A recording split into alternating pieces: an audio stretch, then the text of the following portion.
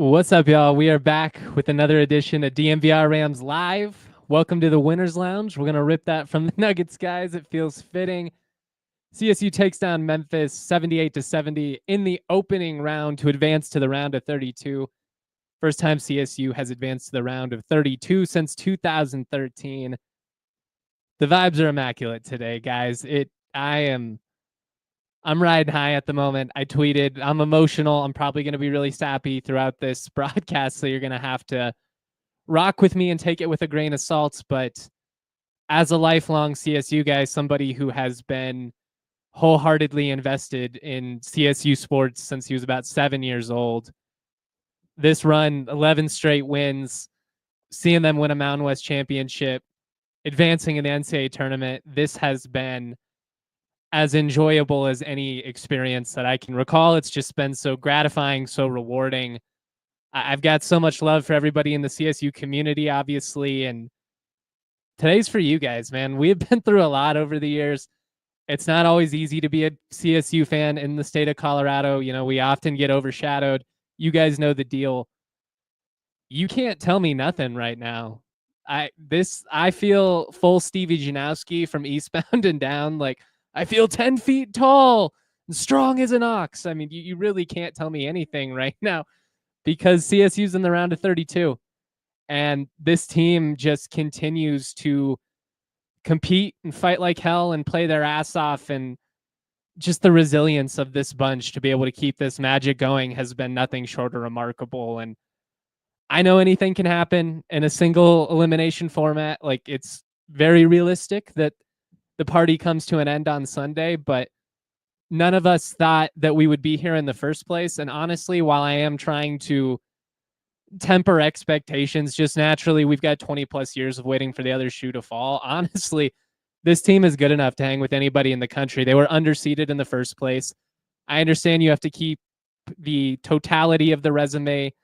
Like, it's not just a 2025 on sample size. You do have to include the total resume, I guess is what I was trying to say. But this team is good enough to go on a legitimate Cinderella story type run. They do not flinch, and they're just different. There's a feel to this team that's been different now for 4, 5, 6 weeks. It's why I was willing to go out on a limb, even when they were not even close to the bubble. But you could feel that something had turned with this team. And you knew it would take something pretty remarkable for them to get to this point, but that's exactly what they've done. They've just continued to fight. They've continued to show up when the lights are brightest, when the competition has gotten stiffer. This team has consistently risen to the moments. They've lived up to it in a way that has just really been rare historically for CSU, whether that's football, whether that's even volleyball and some of the other stuff. Like, as dominant as volleyball has been in the Mountain West, like, a lot of the time it's one and done in the tournament. Football, you know, haven't had a ton of success in the big games, bowl games. You know, we've all been there. We know the drill. We've made the jokes, Ram life, all of that. This has been different. And this team just continues to be different. And I know that we've seen CSU so many times in this spot come up short and leave us all feeling like dumb, basically, for believing that it could have been different in the first place. I certainly feel like there was some of that come football season. But this team, man, like, I never was sweating that much in terms of, like, actually feeling like it was over. They're down 5 at the half. Memphis really, I mean, they were pretty dominant there for about 10 minutes in that first half. Dane Danger, dude's a monster. We knew it going in. I mean, 6'7", 6'9", whatever he is, 240 pounds. He was taking our lunch money in the post. And I do feel like there were a couple of minutes there where the Rams maybe looked a little bit rattled. They weren't attacking with the same type of confidence offensively. They looked a little timid on the defensive side, as you know, he was doing basically whatever he wanted in the paint. But I felt good because despite the fact that like Memphis had really owned, 8-10 minutes there of the game, the Rams were in a good spot. They were within 2 possessions. They're only down 5 at the half. And that's the key. Like, you just got to be able to hang in there for 40 minutes. You got to stay within the fight. Like, you better sign up for 40 when you play this CSU Rams team, because they're going to. I can promise you that. Like, this group is not going to lay down. They're not going to give up. You can't punk them. You might rattle them for a round or two, but they're going to come back punching, and then they're just going to find a way to get in the fight. And eventually the tide turned for them in that second half. And man, like, once it got rolling, it just felt like CSU was in control. It felt very similar to what we saw from this team in doing the Mountain West tournament, which is just really play some of their best basketball of the season when the stage has been the brightest. I mean, what can you say about Kyan Evans? 6 threes, an NCAA tournament record for CSU, career high 23 points, 7 of 11 shooting, 6 of 9 from 3-point. Dude's got ice in his veins. Dane Danger was the best player on the floor for about, I don't know, we'll just say the first 20 minutes. Kyan was the best player on the floor for the second 20 minutes. And I've been pounding my chest. I've been pounding the table, I guess is the saying I'm trying to come up with here, for Kyan now for a couple of months. And I've said it a million times. I think he has the opportunity to be a conference player of the year caliber point guard, all conference, all of that. I mean, I had him second team all conference this year. Some people were a little late to the party on that, seeing just how good he was. Obviously, he didn't get that all conference recognition, but we've seen it now in some of CSU's most hostile road environments. This dude is fearless. He's going to let it fly. And if you give him an inch, he has no problems, letting those things fly. And his athleticism is just incredible for a sophomore. He had just a beautiful transition pass after he ripped the ball away from a Memphis, ball handler and got the transition bucket. Don't remember who he stripped on that play, but he just is making really heady plays while also just killing teams from deep. And like, I'm not sure that we've ever had a 3-point shooter that's quite as lethal as Kyan Evans appears to be. There are guys that could get hot. Like when Zay was rolling, he was definitely a great 3-point shooter. Gian Clavel, is a guy who could really heat up when he got it going. He was more of a volume shooter than the type of scorer we've seen Kyan be from deep, which is like an NBA-esque, efficient but lethal 3-point shooter. Just stepped up in the biggest moment. And it wasn't the typical Nique Clifford scoring day. Like he struggled to get it going a little bit. Thought early that it might be his day because he hit a really tough mid-range fadeaway to get things going there.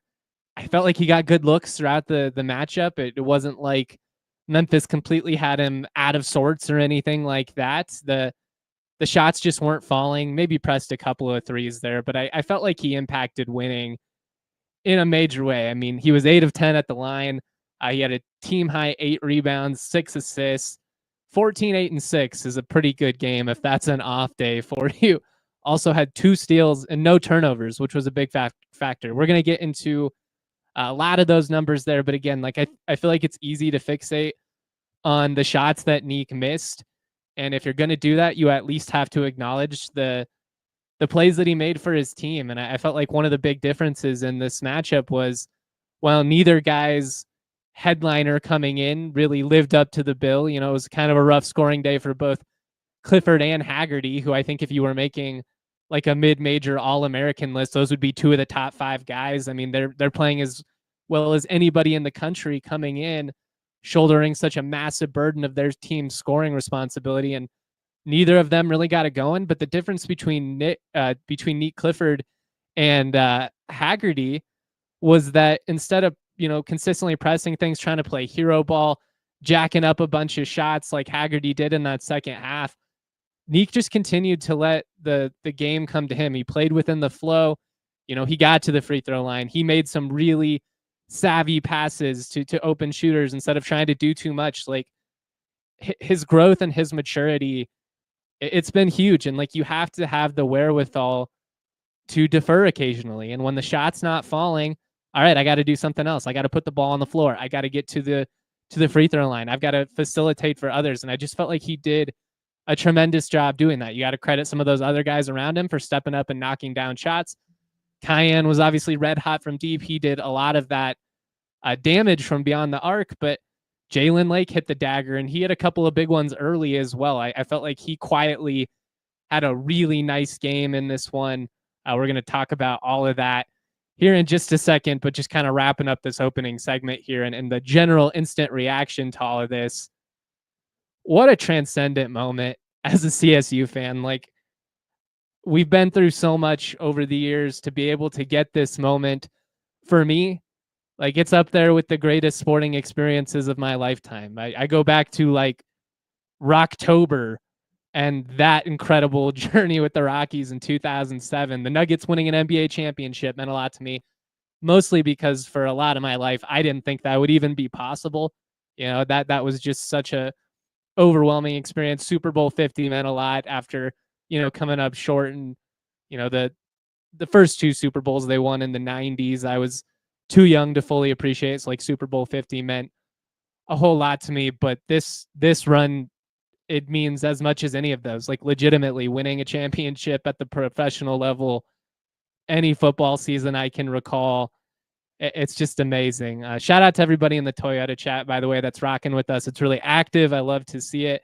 I got Aaron Harris out in Seattle says, to all the Ram fans in Seattle, there's a group of us at Kel's Irish, walking distance from the arena. It's the Lucky Joes of Seattle. I've gotten a lot of comments, really kind messages from CSU fans that have been essentially like, you should be here. You know, if anybody should be here, you should be here. And I'll be honest, the FOMO was real today. It hurt me a little bit to not be there in person for it, but maybe this was the sacrifice that was needed with the basketball gods, with the universe.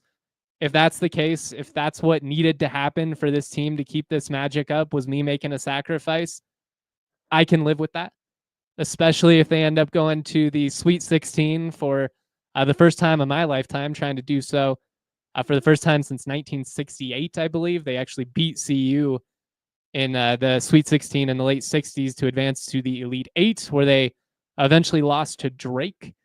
But this has just been incredible. And I really do hope that Ram fans are able to grasp the moment, fully appreciate how special and unique all of this has been. Just put it in context of like how so many of our seasons have gone in the past. And yeah, at this point, like, this team is good enough, they're hot enough that why not CSU? We want to get greedy. We want to see them make as much noise as possible. I said it before, I'll say it again. This team is good enough to be a legitimate Cinderella story. They may be a 12 seed, but they sure as hell aren't playing like a 12 seed right now. And I don't care if it's Maryland. I don't care if it's GCU. I don't care if it's anybody. You know, CSU, with the way they're playing, you know, stick their chests out, talk their shit like they should. The Rams have earned that at this point. Now, is it going to be a really tough draw? Without a doubt. I mean, if you get the 4 seed in Maryland, which is what it looks like at last I checked, they were up double digits on GCU. You're going to have to deal with a lot of the same disparity in athleticism and just size. You know, they're going to be a much bigger team than you, but you can't shake this team. You can't punk the Rams, and they've continued to show that. It's just been such a blast. I just want to see this continue. Want to see this team go to the Sweet 16 so bad. I mean, anything beyond that, honestly, anything beyond this is pretty much just gravy based on where the team was at versus where they are now. We've seen them just do so many cool things, but at this point, I won't lie, I am getting greedy. Why not CSU? Why can't they keep this going? We are going to take a quick break here. I got to shout out a couple of our partners. Then we are going to talk about some of the key stats. I'll get into some more takeaways. We'll shout out a bunch of individuals. I do feel like this win was kind of perfectly representative of what CSU is this season. They've got a couple of guys that are their lead horses, Nique and Kyan, Jaylen Lake as well. I think he often has gotten overlooked a little bit here down the stretch. But I mean, this team is just, it's a ragtag bunch of guys that all understand their roles. It's a lot of selfless individuals who are willing to put their body on the line, who are willing to sacrifice minutes, individual glory, all of that because they want to win. You've got dudes that are hungry, that are desperate to prove themselves. You've got guys that are looking to redeem themselves. And it's just resulted in a really, really hungry, competitive team. And it's been a lot of fun to watch. All right. Real quick, going to shout out our friends over at Shady Rays. Got a pair right here. When the future's bright, you got to pull out your Shady Rays. If you don't know what Shady Rays are, you probably are living under a rock at this point. I mean, they're the best around. Premium polarized shades that won't break the bank. They're an independent sunglasses company offering a world-class product rated 5 stars by over 300,000 people. Durable frames, crystal clear optics, so you know you are getting a great quality product. And one of the things that's super nice about them, you can wear your Shady Rays with confidence because if you ever happen to lose them, if you break them, anything like that, every single pair is backed by lost and broken replacements. Nobody has your back quite like our friends at Shady Rays. Exclusively for our listeners, Shady Rays is giving out their best deal this season. All you got to do is go to shadyrays.com, use that code DNVR for 35% off polarized sunglasses. Try for yourself the shades rated 5 stars by over 300,000 people. I also would like to talk to you guys about Toyota, the official vehicle of DNVR, also a proud partner of CSU Athletics. Proud to be, baby. Trucks have always been a part of Toyota's DNA for generations. Toyota has built durable legends destined for greatness, perfect for Colorado. Whether you're conquering off-road trails or hauling the weight of the world, there's a Toyota truck that's just right for you, like the all-new 2024 Tacoma. Check out the Land Cruiser as well. They've got 17 models with available all-wheel drive or four-wheel drive, like the Epic 4Runner. They also offer more low and zero-emission vehicles combined than any other automaker to give customers numerous choices to reduce their carbon footprint. 16 hybrid vehicles to choose from, like the Tundra iForce Max hybrid truck. Not to be outdone, though, Toyota SUVs take command on the road and on the trails, so you can explore the road less traveled without sacrificing smooth city rides. And SUVs like the RAV4 and Grand Highlander. Toyota, proud partner of CSU Athletics and the official vehicle of DNVR. Toyota, let's go places. All right, if you wouldn't mind giving us a thumbs up if you're listening live on YouTube, I sure would appreciate it. Love how active the Toyota chat is. If you've got any questions, comments, etc., keep them firing. We will star them. I will get to as many as I can at the end of the show. I love the engagement. I love all of it. This has been just such a magical run. And, you know, there's nothing I'd rather be doing than experiencing this moment with all of you guys and sitting here and being able to break it all down.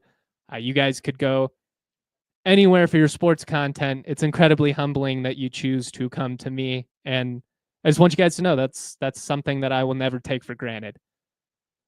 All right, we've already hit on this a little bit, so I'll try not to get too repetitive here, but I am going to try and stay in order. Otherwise, on a day like today when I'm this jacked up, it's a little bit easy to get derailed. I already had to take hopefully this isn't TMI. I had to take a shower before the show. I was wearing my St. Peter's Peacocks shirt that I bought in 2022 when I was in the building to see them upset Kentucky. I always wear it one of the first 2 days of the tournament just because it feels like, I don't know, just like the perfect shirt to kind of represent how magical the tournament can be. Obviously hoped for some of that magic to kind of come our way, and it finally did. Now, unfortunately, it's a gray t-shirt and a little unforgiving when it comes to the pit stains. Needed to be rocking a little bit more Mando, if you know what I'm saying. So had to change. Probably going to have to change again after this one because that's the kind of day it is. That's how excited we are, sweating through our shirts here at DNVR Rams. All right, let's get into it. Takeaways. It wasn't your typical Nique Clifford scoring game. Let's pull up his stat line here. He had 12 or 14 points, but 3 of 13, from the field, not his most efficient outing. Quite honestly, was probably due for one of these, given just how hot he had been for such an extended stretch there. It's pretty unrealistic to expect him to drop 36 on just 18 attempts from the floor every night. You hope to see him split the difference essentially in this next round. Get closer to that 20 that we're used to, but, also a little bit closer to 50% from the floor, which is basically where he's been at for a lot of this stretch here. He was 0 of 6 from 3-point. Again, I felt like a lot of the looks that Nique got were open. They were in rhythm. A lot of the looks that the Rams got in general, I felt like were good. They didn't necessarily all fall, but enough did. CSU 11 of 30 from deep. So they were about 37%, which is awesome. Memphis only 6 of 23 from 3-point. They finished about 26%. That was one of the big keys that I kind of highlighted going in, very similar to the Boise State matchup, but I just felt like it was an area where the Rams, at least on paper, especially with some of the injury situation, and it's unfortunate for Memphis that they were missing a couple of their guards, but with their injury situation, I just felt like the perimeter game was a part of the game that CSU should have an advantage. And both of these teams led their conferences in 3-point shooting offensively, while also being top 2 defensively in that area. So it tends to be a strength for both teams when they're playing well.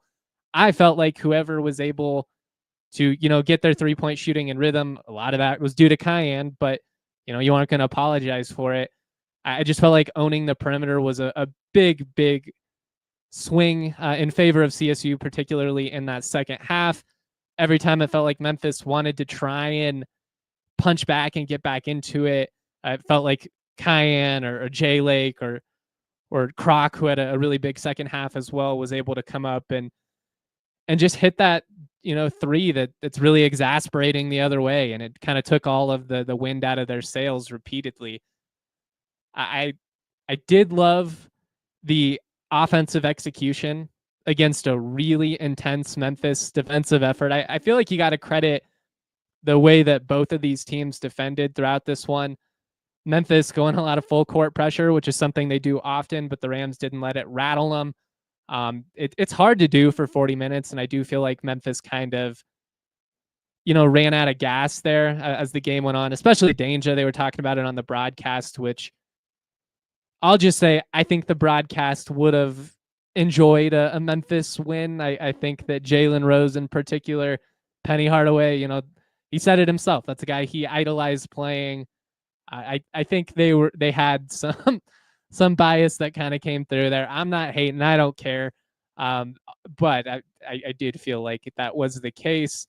Totally got derailed there. I don't even remember where I was before I got into that.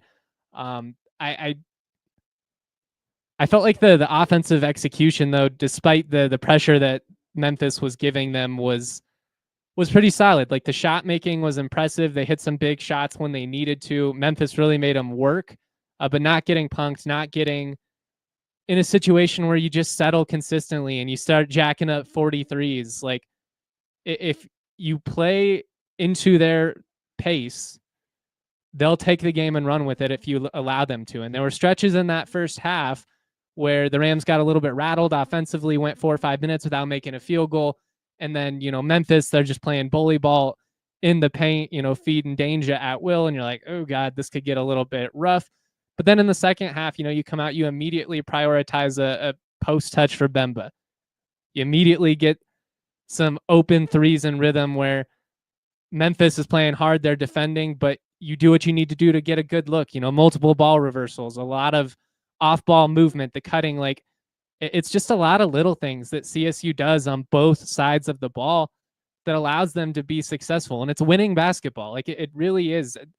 Coaches love to preach that kind of stuff, and it can be a cliche at times, but you see the difference in the outcome of a game like this, where very clearly Memphis was the bigger team, more explosive, probably more dangerous if they played with a little bit more discipline than they do.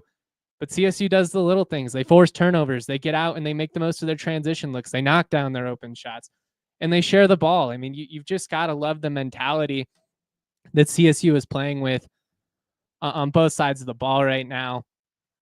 I talked about it a little bit earlier. Jaylen Lake quietly had a really nice game in this one. Jay Lake had 14 points, 4 of 10 from the floor, but he was 3 of 7 from deep, got to the line. Also had 5 rebounds. A lot of those were in the second half.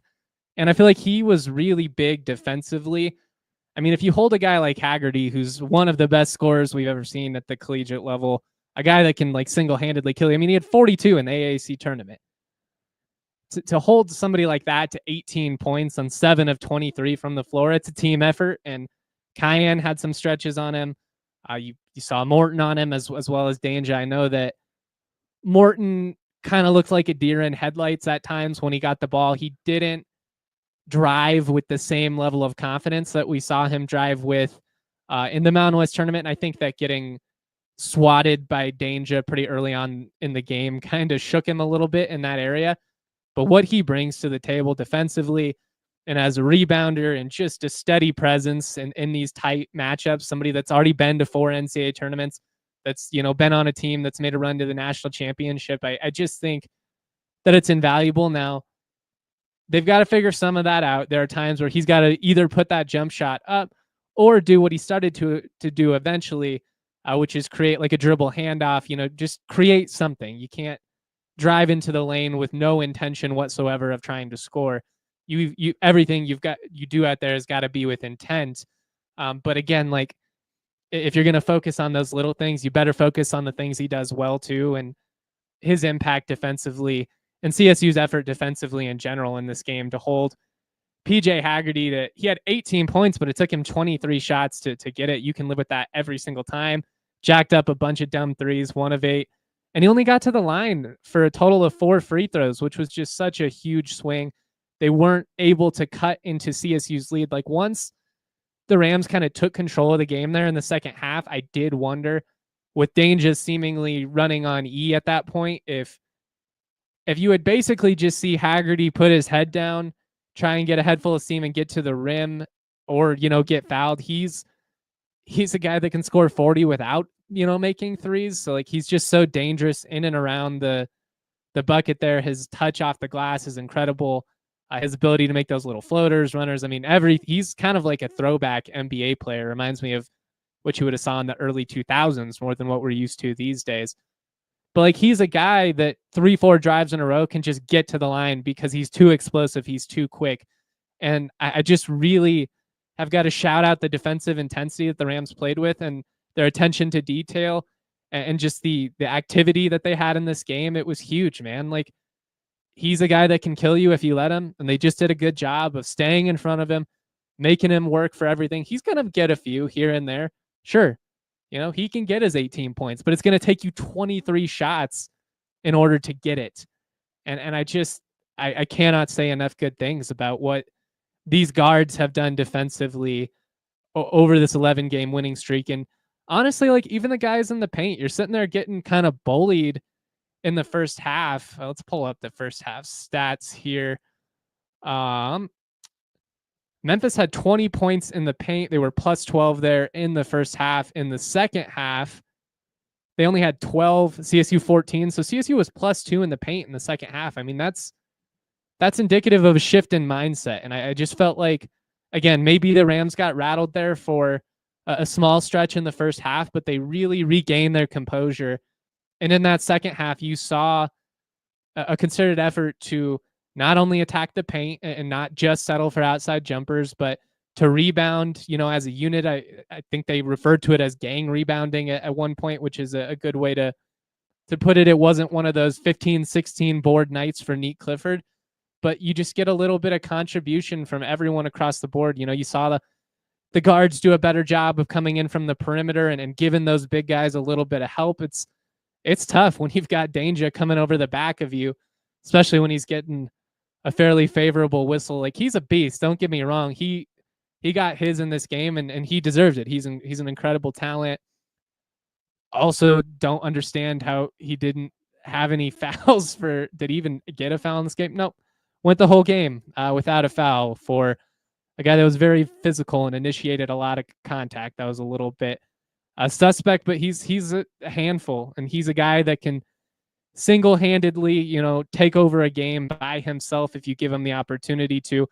Looks like for a small stretch there, he might do it in the first half, but instead of panicking, the Rams just, they found a way to counter. Like I felt like going to that 2-3 zone late in the first half, threw them off rhythm. I actually had somebody ask me on Twitter if that was dumb, because then it gave Penny an opportunity to potentially counter in the second half.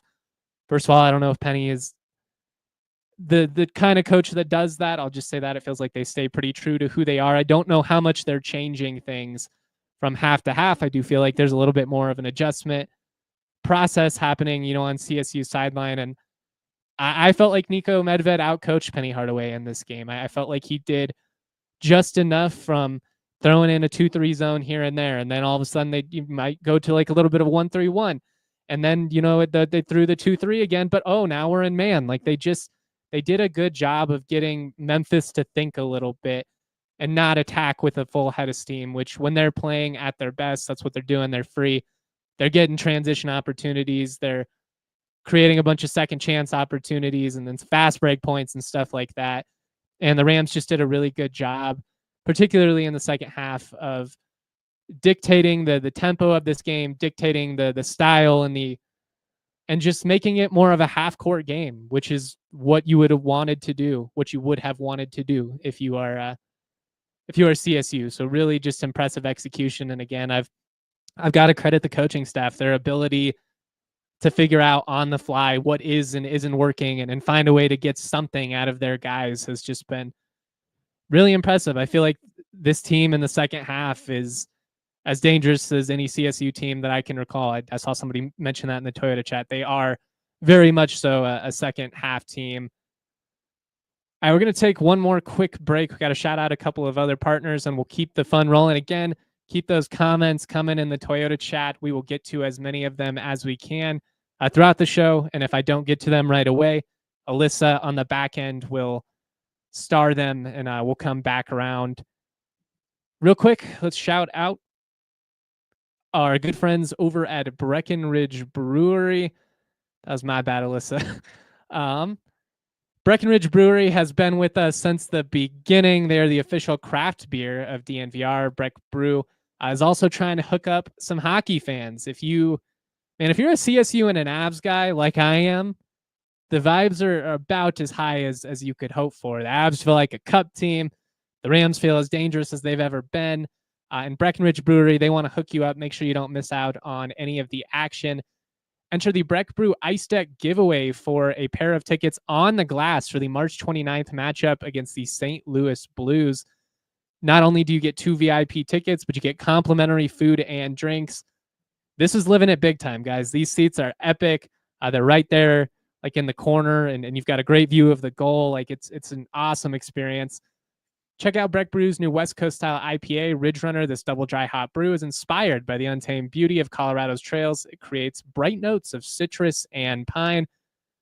If you are not into that, they've got the Good Company hard seltzer line, which are some of my favorite hard seltzers. Fun slinger, you can never go wrong. Fun to drink, fun to say. Check out the Breck Beer Locator at breckbrew.com and find a brew near you. I also want to shout out Lucy Nicotine, who I could use some Lucy Nicotine pouches right about now. 100% pure nicotine, always tobacco-free. Lucy Breakers are nicotine pouches with an extra surprise. Each pouch holds a capsule. You can break it open to release extra flavor and hydration. If you do use the pouches, you probably have been in that position where you have it in for a couple minutes, then all of a sudden it's just like, it's like paper on your tongue. It can just get kind of gross. What's nice about the Lucy Breakers is it prevents some of that. The mango is my favorite. I love all the fruity flavors, to be honest. The mint ones can be a little bit intense at times. But what I love about Lucy is that you can get a 4 milligram pouch. A lot of other places, you can go smaller than that or bigger than that. 4 is kind of my perfect sweet spot when I'm working. Not too overwhelming, but also gets you that nice buzz going. Go to lucy.co/DNVR, use the promo code DNVR, and you get 20% off your first order. Lucy has a 30-day refund policy if you change your mind. Again, that's lucy.co. Use that code DNVR to get 20% off. Here comes the fine print. Lucy products are only for adults of legal age, and every order is age verified. Warning, this product contains nicotine. Nicotine is an addictive chemical. Okay, let's keep this rolling. Shouted out Jaylen Lake. Let's talk about Jaylen Crocker-Johnson a little bit, who, you glance at the final stats and 12 points, 5 and 9 from the floor. Nice. all of those shots that he made in this game felt like they were loud. And I'm looking forward to going back and rewatching this game. I might just honestly restart it as soon as this live show is over, because that's how hyped I am, and I've got a bunch of written content to get into. But it felt like every shot he made was really loud. Like there's a cold stretch offensively, a guy's driving, he runs into traffic, dishes it out to Croc, and he drills one at the top of the key. They just give him too much space, and he nails that mid-range J. Felt like a couple times in the post in the second half, Danger, again, maybe he's kind of running on E at that point. I don't know why they decided to play him all 20 minutes in the first half. I felt like that was detrimental. Maybe they were trying to just take it over. There felt like they had to take it over initially and like establish some momentum. I guess I could see the logic of that. But I mean, they were raving about Crocker-Johnson and his ability to finish through contact and going up in a couple of monsters in the paint like that. The ability to just get a couple of those key baskets down low was huge, because it opens everything up from a spacing standpoint. And with the way that Kyan was shooting the ball from deep, and Jalen Lake and a couple of these other guys, Jorgensen hit a massive three in that second half. I mean, with the way they were knocking down some of those big shots from the perimeter, to then also be able to get that presence in the paint, to get guys like him and Nique and Bemba to just make 3 or 4 key, momentum swinging plays in that second half. I feel like it proved to be pretty huge in the end. 3-point shooting is always going to be a big part of what the Rams do offensively. They're going to get a lot of open looks, so it makes sense to put them up, especially when you're a shooter. But I feel like when this team is at their best, it's when they are embracing that, like the three, love the paint mentality that is, again, a bit of a cliche, but it's true. Like it when this team plays with that mindset, they get really, really dangerous, especially when you've got multiple guys that are able to put the ball on the floor and create a quality look for themselves anywhere on the floor. Like the Rams are just a tough cover. I heard the same thing from Gerard Calhoun, the Utah State head coach. Heard the same thing from Steve Alford, the longtime Nevada head coach now. Like this team, they make you work. They're constantly moving. They're constantly cutting. They've got 5 different guys that can space the floor. They've got multiple guys that can burn you in the paint. They've got multiple guys that can heat up and, hit 5-6 threes. It's just one of those scenarios where you can't just take this one guy away and you're golden. And I think that's what makes this Rams team pretty dangerous. Is they won this game by 8 points. At one point had a double-digit lead in the second half, overcame a 5-point halftime deficit, and they did it while their best player was 3 of 13 from the floor. Like this is a scary, scary 12 seed right now. And again, anything can happen in a single elimination format. I get all of that. But you have no reason not to believe in this team right now based on the way that they're playing and based on the way that so many of these different guys have continually stepped up. And I just feel like this team is so easy to root for. Like you've got the stars and they're both incredibly talented, but also very humble and like just great personalities. And you've got guys like Bowen Bourne who, are literally laying their body on the line. That dude's been elbowed in the face like 5 different times this year, to a point where he's had to get stitches, where he's had black eyes, where he's been bleeding. He hit the floor so hard on one of those takes in the second half, just got absolutely hammered. You could see it on his face. It did not feel good. I mean, he's not the biggest guy in the world, but he had some momentum going there, got knocked. It was kind of a dangerous play defensively, to be honest, but that's going to happen with a smaller guy getting, hit by one of those big Memphis post players. But I just feel like it was a perfect example of what this team's mindset is. That might be the only play in the entire game where he's going to contribute from a scoring standpoint, but he's going to lay his ass out and find a way to get it. Either he's going to finish and, get an and one opportunity, which he's had quite a few of during this 11-game winning streak, or he'll get to the line where he's a good free throw shooter. And it's just, again, those little things that CSU does on both sides of the floor that over the course of a 40-minute game really add up. And I just have so much respect for the way that CSU approaches the game on both sides. They defend like hell. They rebound as a team. They're selfless offensively. They love to share the ball. They love to, pass up good looks for great looks. And I just feel like one of the biggest differences between CSU and Memphis is when the game got tight for CSU, the Rams embraced that team mentality. They're whipping the ball around the perimeter, multiple ball reversals. They're trying to get the ball inside. They're sharing the basketball. When things got tight for Memphis in that second half, you saw guys like Haggerty trying to jack up 40-foot threes. You saw, Danger trying to shoot like a mid-range fadeaway at one point, which I don't know what they were doing. He only had 4 attempts in that second half. Maybe he truly just had nothing left. But I just feel like one side was so much more composed than the other, and the right team won this basketball game. Yes, the other team might have more NBA players on it. They've got a flashier coach.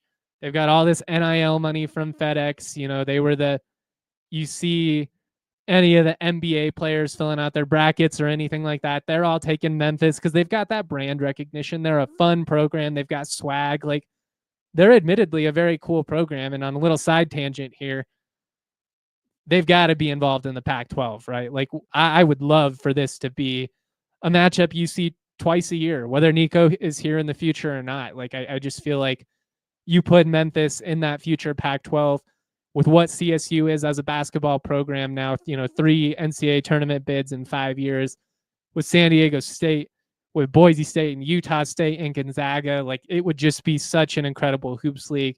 Maybe you consider adding St. Mary's as, I don't know if you give them a full share the way you do with Gonzaga, but if you could add them as a basketball member as well, it would be epic. They're a fun program, and I want to see more of that.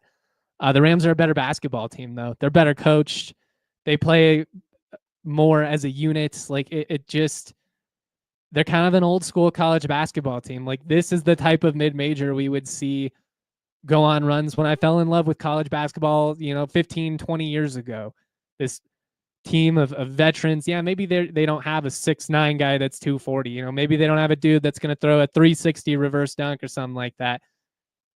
What they do have is a group of veterans that just understand what their role is. They understand where their spots are, and they all play within the flow of the game. You don't see anybody trying to play hero ball or do too much or just press things. Like, they just go out and they function within the flow of the game on both sides of the ball. They hang in the fight. You can't rattle them for, much longer than a couple of stretches there.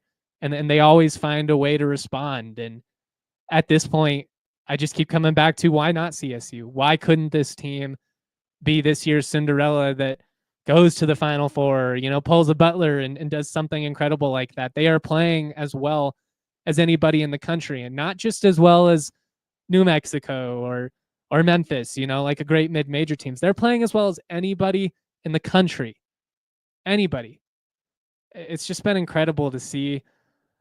The Rams now 15-1 this year when they commit 10 or fewer turnovers. That UC Riverside game remains the only fluky outcome that messes up my perfect stat. I love to come back to it repeatedly.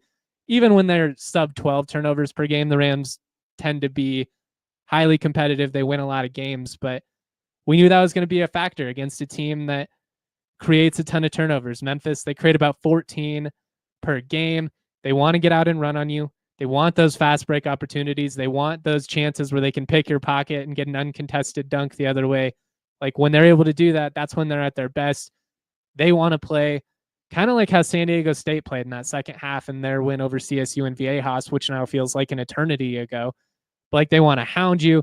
They want to, disrupt your ball carriers. They want to take the basketball in midcourt, and they want to get out and run. Like, they don't want it to be a half-court game where you're grinding it out, trying to methodically execute.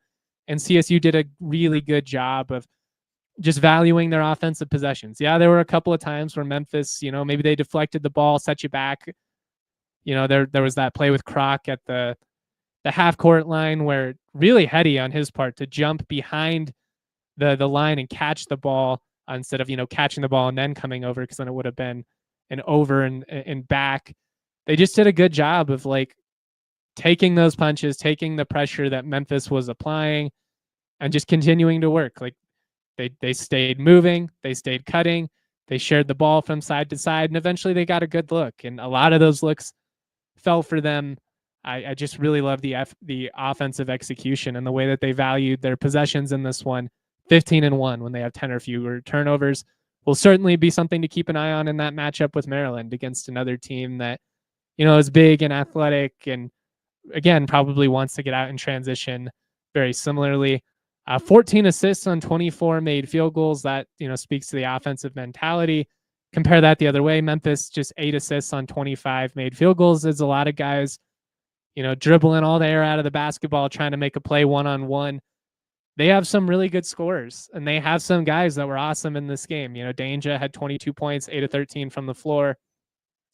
He killed CSU on the paint. Also, he was great at the free throw line to begin, hit like 5 of his first 6. He ended up going 6 of 10, missed a couple of late. But that was scary. Like, when not only was he like 7 of 9 from the floor, but he was also perfect at the line. I was just sitting there scratching my head. Like, I have no idea what you're supposed to do with this dude. He's a monster. But I mean, Colby Rogers had a great game. 18 points, 7 of 12 from the floor, 4 of 7 from deep. With them dealing with some injury issues, he's a guy who stepped up and had a big game. Haggerty had his 18, but it took him 23 to do so. But then you look at like the CSU box score, and 23 from Kyan, 12 from Croc, 14 from Nique, 14 from Lake.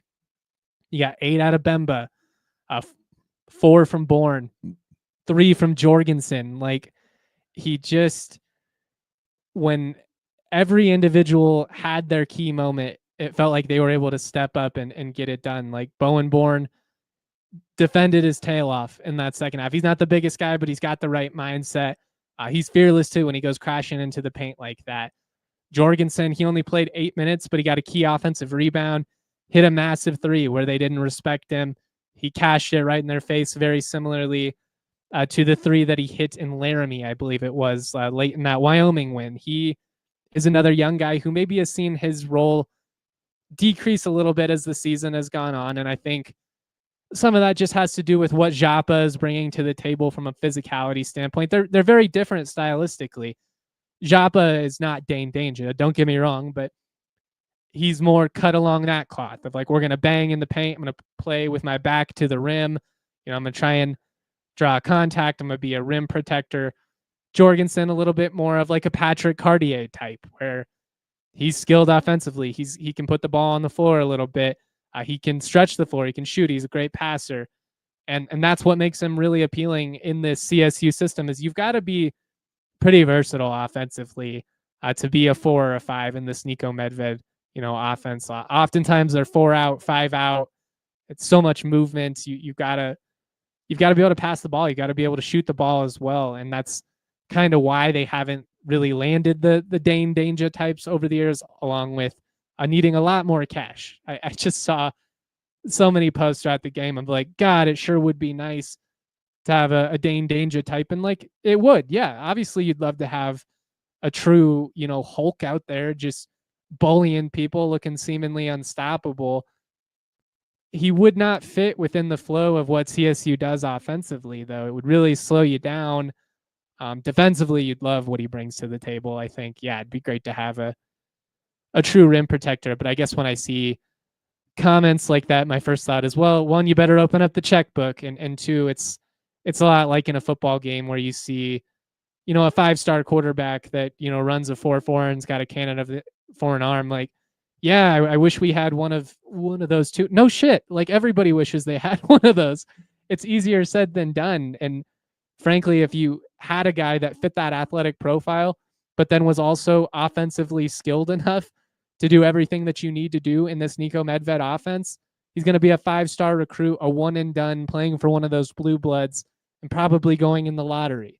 Like, that's how impressive of a player you would be if you were able to match the level of physicality that somebody that Dane Danger plays with, while also, having a deep enough bag offensively to be a fit in this CSU offense.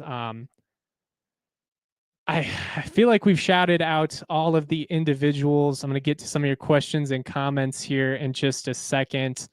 I do just one more time want to reiterate that while this maybe wasn't the standard Nique Clifford scoring performance, I do feel like he impacted winning in a major way. the difference in mentality and mindset with him versus Haggerty in that second half was night and day. I mean, Jalen Rose, who again, I felt like they wanted Memphis. They gave the Rams plenty of flowers, but he talked about it a lot. Haggerty was pressing things. He was trying to play hero ball. He was pulling up and shooting threes, which is not his game. That's not his strength. And CSU was able to get him out of a rhythm. And once that game turned, it just felt like Memphis really lost a lot of their composure. Like, it's not like they laid down or anything like that. They weren't ever going to just go away. They're too prideful. They've got a bunch of veterans on that team as well. But I feel like the difference between CSU and Memphis when it just comes to composure and not trying to force things was huge. And it's a big reason why the Rams were able to pull this one out. Did give up far too many offensive rebounds, 8 in each half, 16 total. It was an issue against Boise State as well, an issue a little bit with Utah State in that second half once they kind of cut into what at one point was like a 30-point lead. But CSU got 13 themselves, and I do feel like that was kind of the key in this matchup, along with turnovers, was that an athletic team like Memphis, with the way that they pressure you defensively, they're going to have a couple of moments, where they muck you up and they get a giveaway, and it probably leads to points the other way. But the thing about Memphis is, as dominant as they can be on the offensive glass, as many turnovers as they can create that lead to easy opportunities for them, they're pretty sloppy and undisciplined at times, and they give you opportunities for second chance points. And CSU, those 13 offensive rebounds, 9 of which came in the second half, I really feel like that was a big factor in CSU, not only flipping the game and kind of taking the lead, but being able to maintain it. Like, there were some good looks from the perimeter that didn't fall, and guys like Bemba and Crocker-Johnson were able to come up with big plays. Bemba, 3 offensive rebounds, really stepped up and provided, I would say, a mentality that was needed in that second half, especially in the first couple of minutes and then the final closing minutes. Like, I just felt like his presence out there was really big for the Rams, and that's been the case all season. So I don't think that's necessarily surprising to anyone.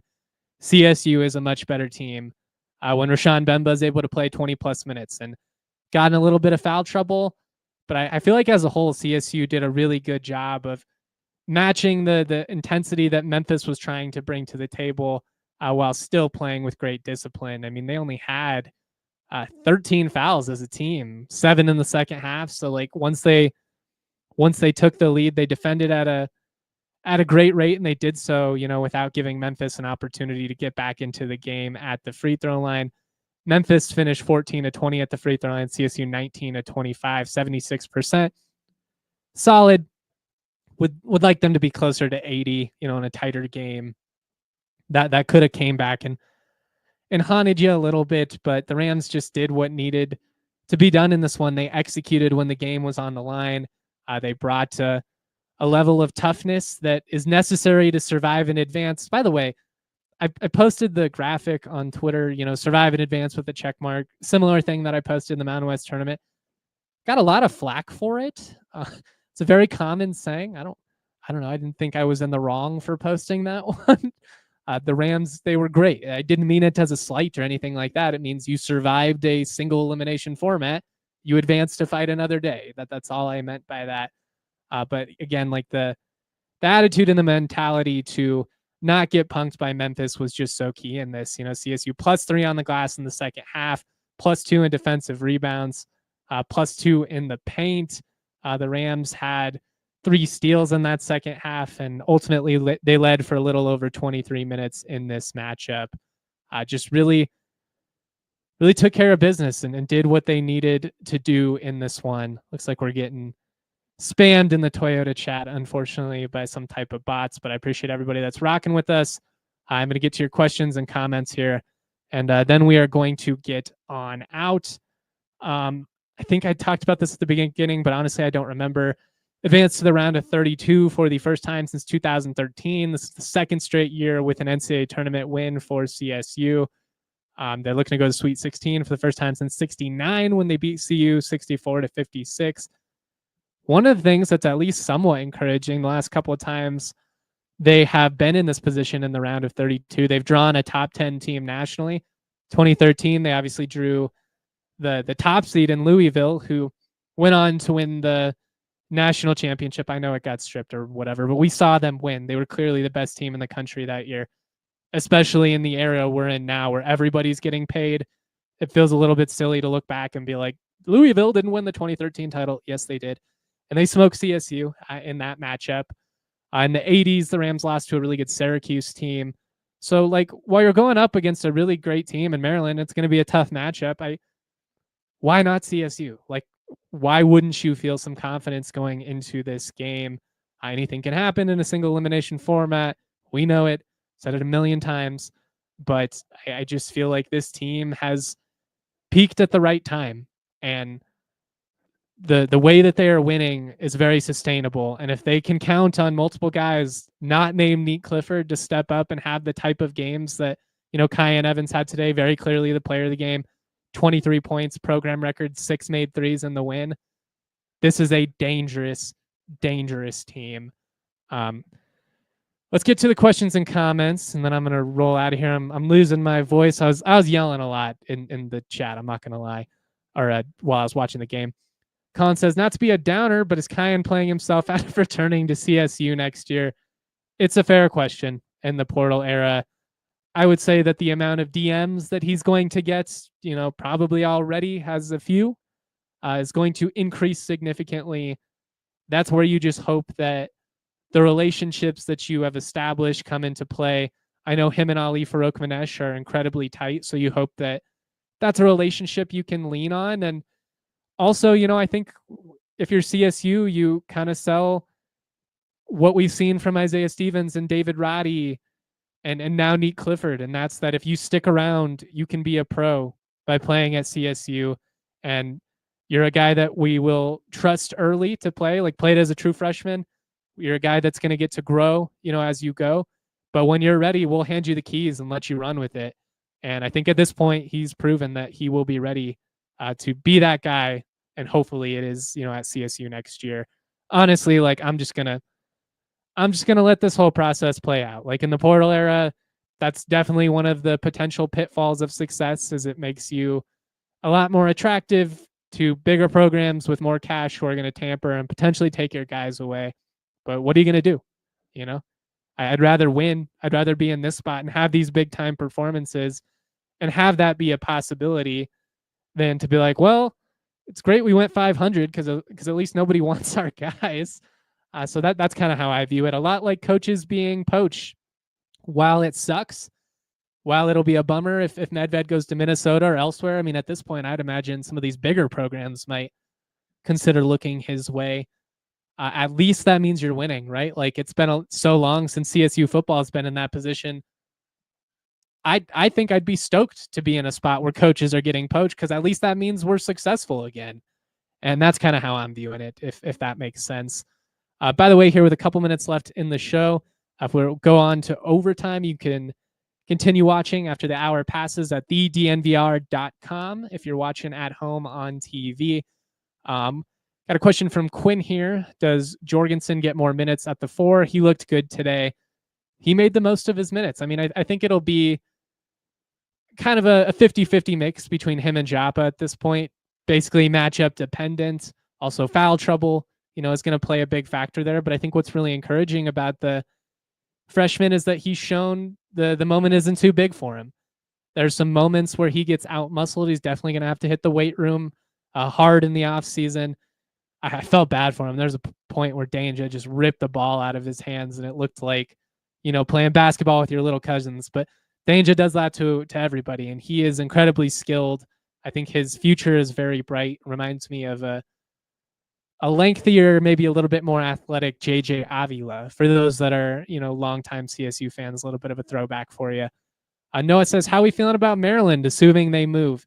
Admittedly, I think I've watched about a half of Maryland all year long. So tonight I'm going to be really diving into them, and, maybe we can get some preview content out tomorrow. Just on paper, they bring a lot of size to the table. That it could be another tricky matchup in that regard, but CSU's matched up with some really physical teams and been able to hang pretty consistently over the last 2 months. So shoot, man, get through them, and I'll probably be like, why not CSU when they're likely matched up with Florida, who I think might be the best team in the country. That's the magic of the tournament, though, right? Like anything is possible in these 40-minute games. And when you've got a team that's as well defined as this group is, when you've got stars that can step up like Kyan Evans and hit 6 threes, or be a Nique Clifford and go for 36, or Jaylen Lake, who just continues to be one of the most steady pieces of this team.